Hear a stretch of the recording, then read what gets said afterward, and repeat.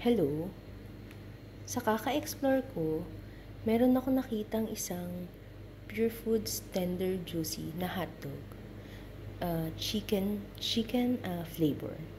So, sa Pinas kasi, sa bayan naman, sa Pilipinas, mostly mix siya ng baboy at saka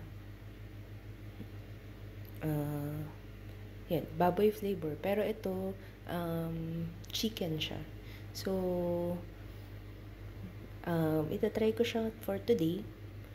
And just to share with you, ito, na ano ko siya, nakita ko siya sa Middle East. Here, nasa Middle East ako. So, meron siyang gantong brand. Pero, chicken siya. So, ganun din siya. Kung kung makikita natin, ganun din ang color kesa dun parehas lang nung nasa Pinas. Pula din. So, ang lasa niya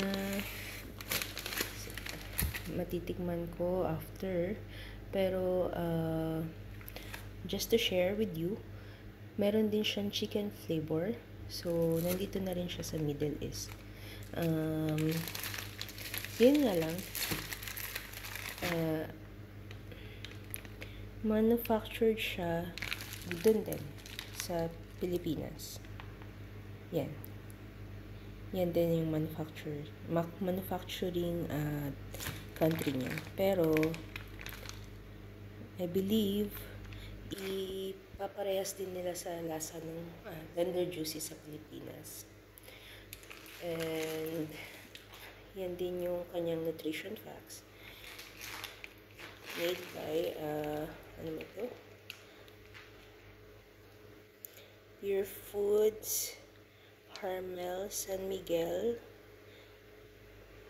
Manufactured for Hormel Company Incorporation. Ganyan. Pasig City, Philippines.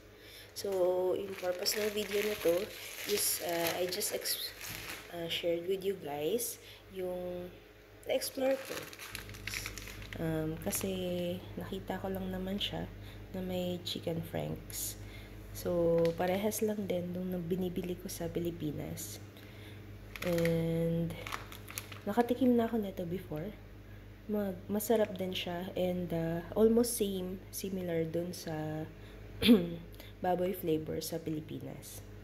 So, yan. So, ito ang chicken version ng Tender Juicy or hotdog Tender Juicy sa Middle East.